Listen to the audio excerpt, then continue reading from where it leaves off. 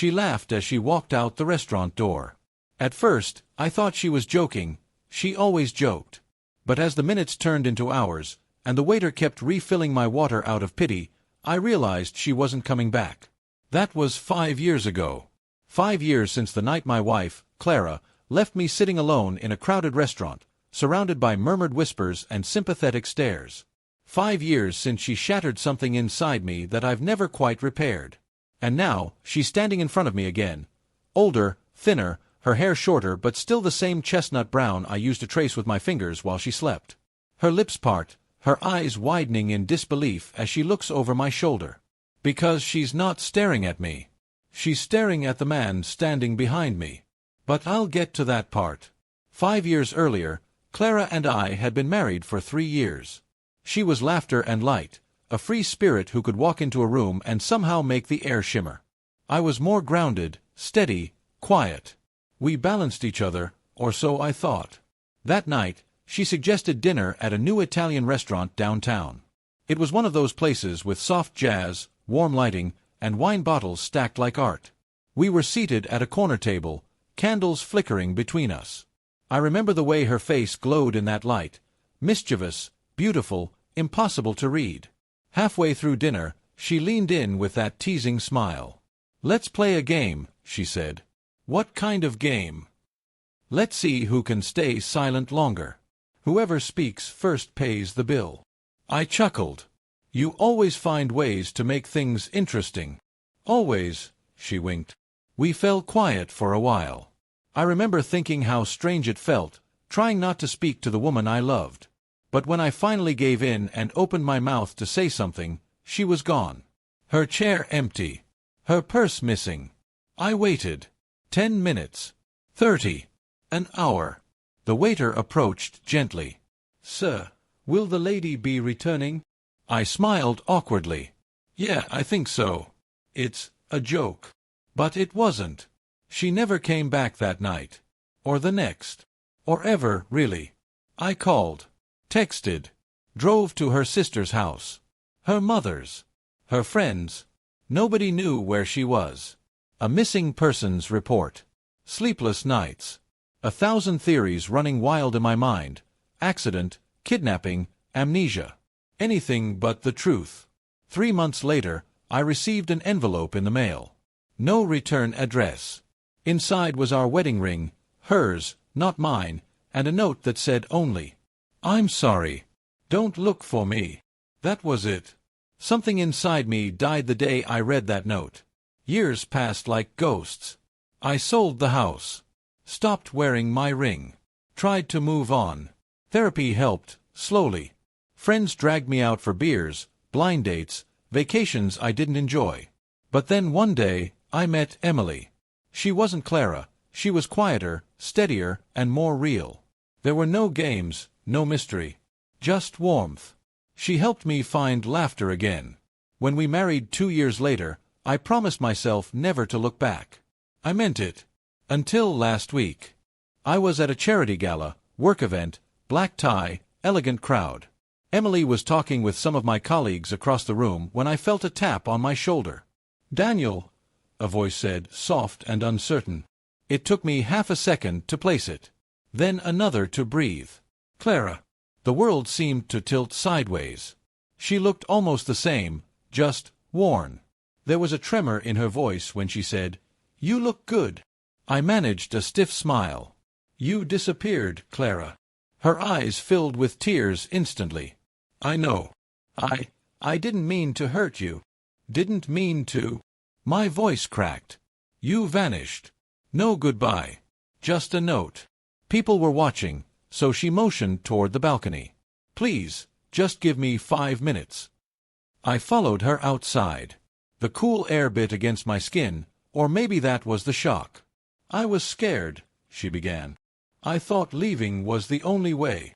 "Scared of what?" I asked. "Of me." She shook her head. "No. Of what I'd done." Her words hung in the air, sharp and unfinished. "What did you do, Clara?" She hesitated. "That night at the restaurant. I wasn't playing a joke. I was meeting someone." I felt my chest tighten. She looked down. It wasn't supposed to happen, but I fell for him. It was stupid, reckless. I thought he loved me. I thought I was in love. I could hear the blood roaring in my ears. You left your husband, our life, for someone else? Without a word. I was going to tell you, she said weakly. But when I saw you sitting there, waiting, looking so kind, I panicked. I couldn't face what I'd done. So I ran. She wiped her eyes. And when it all fell apart, when he left me, I couldn't bear to reach out. You didn't deserve that pain twice. I wanted to hate her. I really did. But hearing her voice again after 5 years, it tangled everything. Why now? I asked. She hesitated, then said, because I saw your name in the papers. You're successful. Happy. I wanted to tell you I'm sorry in person before I left town. Before you left. I'm moving abroad. Starting over. I stared at her, every word slicing deeper than the last. You already did that once, Clara. She flinched. I know. I ruined everything. You have every right to hate me. I didn't reply. There was nothing left to say. After a long silence, she whispered, Can I ask you something? What? Do you ever think of me? The question hit me like a sucker punch. Yes, I said finally. But not the way you hope. And with that, I turned and walked away. I thought that was the end. Until tonight. 5 years since the night she left me in that restaurant. 1 week since that balcony conversation. I was sitting in the same restaurant, renovated now, brighter, new owners. Emily and I were meeting friends for dinner. I almost didn't come. But fate has a twisted sense of humor. We were seated near the window, talking and laughing, when I noticed a familiar face across the room. Clara. Alone this time. No ring, no company.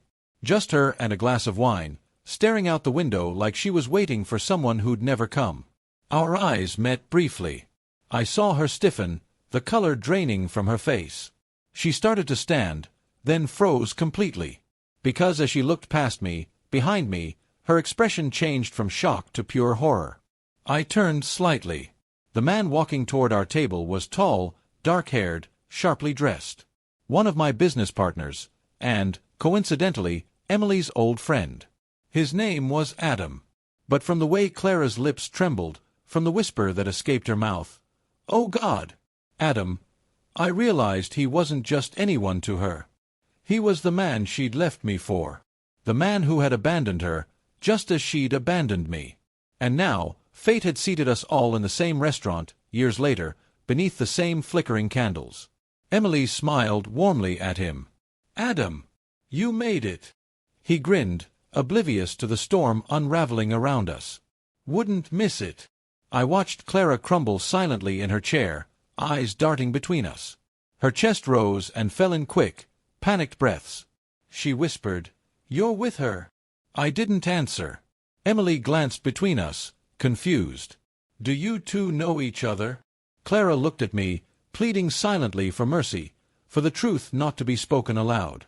But something inside me, years of pain, humiliation, sleepless nights, rose to the surface. "Yes," I said quietly. "We used to be married." The table fell silent. Adam's smile vanished. Emily's face went pale. Clara looked like she might faint. Adam muttered, "Clara." Her voice broke. "You said you'd never tell him." Adam turned away, jaw clenched. "You promised you'd never contact me again." Emily's hand trembled against mine. "Daniel, what is this?" I took a deep breath. This is the woman who walked out on me 5 years ago. The woman who left me sitting alone in this very restaurant. Clara began to cry, quiet, shaking sobs that made the entire room turn to look. "I didn't know he was your friend," she choked out. I looked her in the eye. "You didn't care who you hurt then.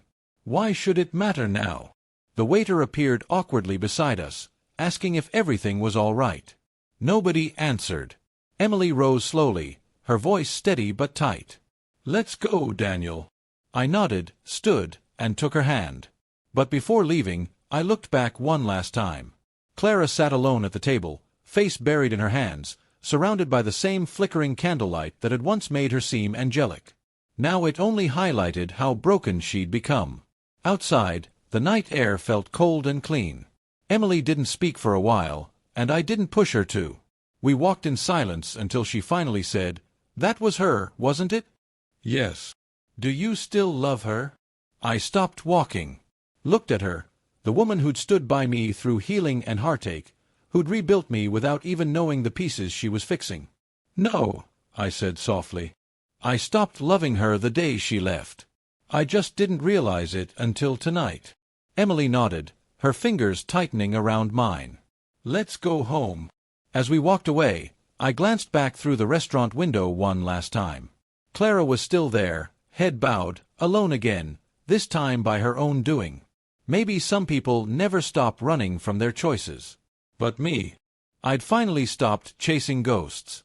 And for the first time in 5 years, I didn't feel like the one left behind.